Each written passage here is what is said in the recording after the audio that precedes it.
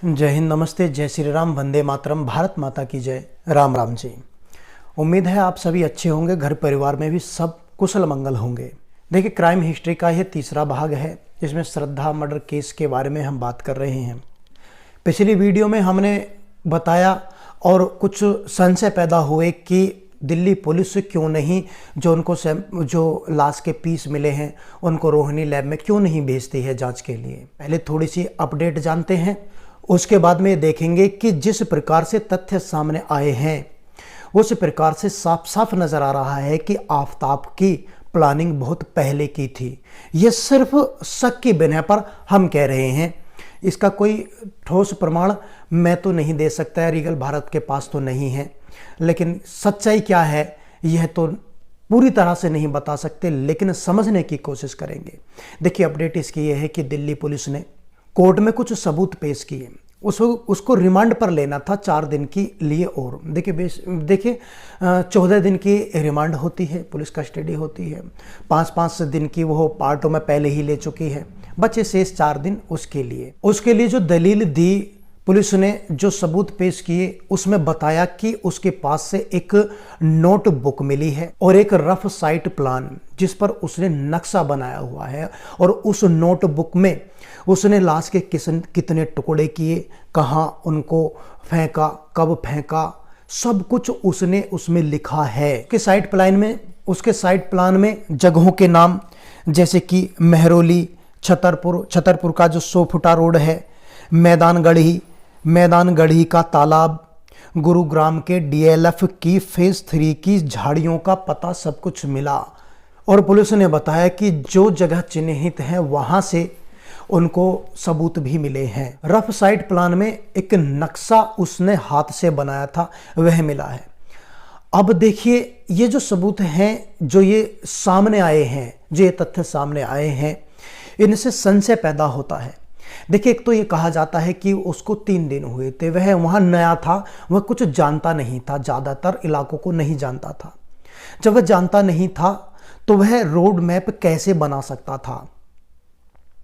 और यह भी रिपोर्टों में बताया गया है, न्यूज़ चैनलों पर भी, उससे भी पता चला है कि वह घर से नहीं निकलता था हत्या के बाद में, कि यदि घर से निकलेगा तो कोई घर पर आ जाएगा, तलाशी हो जाए या पता चल जाए कि घर में लाश है। जब वह सामान लेने के लिए जाता है तो बहुत जल्दी करके घर वापस आ जाता है, घर पे ही सारे ऑर्डर करता है, खाना के, चाय वगैरह के, सब कुछ घर पर ही करता है।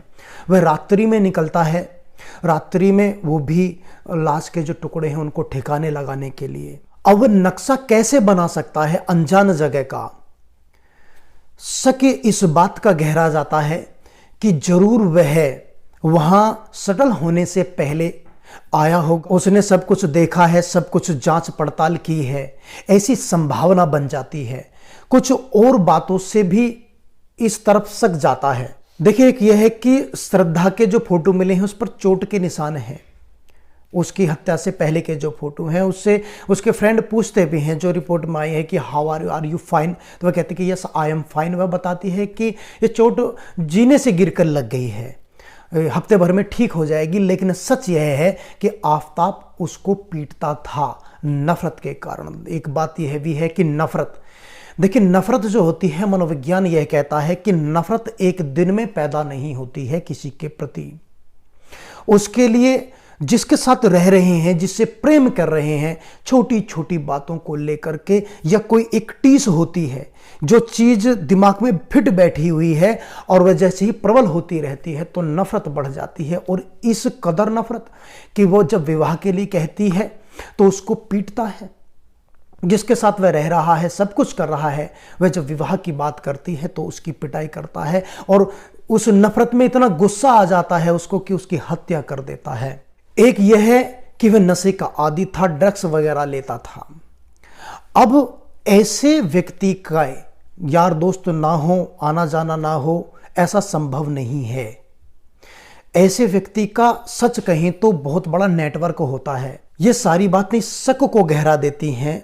ऐसा प्रतीत होता है कि आफताब ने श्रद्धा को ठिकाने लगाने के लिए यह जगह चुनी है।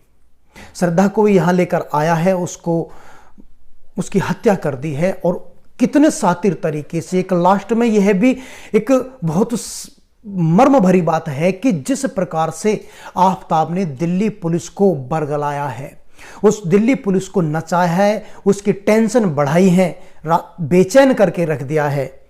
ऐसे शातिर दिमाग से क्या उम्मीद की जा सकती है, क्या विश्वास किया जा सकता है कि उसने पहली कोई प्लानिंग नहीं की होगी। अब देखिए, यह सिर्फ तथ्यों जो रिपोर्ट है उनके आधार पर हमने कुछ संशय, कुछ सवाल पैदा किए हैं, सवाल खड़े किए हैं। अब सच क्या है यह तो ईश्वर जानता है, आफताब जानता है, या श्रद्धा जानती थी जो कि अब लौटकर नहीं आने वाली। अब इस क्राइम हिस्ट्री से हमें क्या सबक लेना चाहिए, क्या शिक्षा लेनी चाहिए। देखिए, जो माँ बाप हैं उनको भी समझना चाहिए कि अपने बच्चों पर नज़र रखें, उनकी गतिविधियों पर नज़र रखें। ऐसा नहीं है कि बच्चियों पर यानी कि बेटियों पर ही नज़र रखी जाए।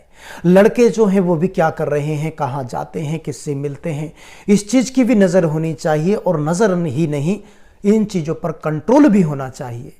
और जो लड़कियां हैं, कुछ फैसले परिवार को लेने दो, परिवार सुरक्षा की गारंटी है। कोई 19-20 होगी तो परिवार झेल लेगा, देख लेगा। अकेले रह करके कोई परेशानी, कोई मुसीबत आ जाती है तो अकेले ही रह जाते हैं। आसपास नजर रखें, सतर्क रहें, सावधान रहें, सुरक्षित रहें। और चैनल पर आप नए हैं तो चैनल को जरूर सब्सक्राइब कर लें। वीडियो देखने के लिए धन्यवाद। जय हिंद, राम राम जी।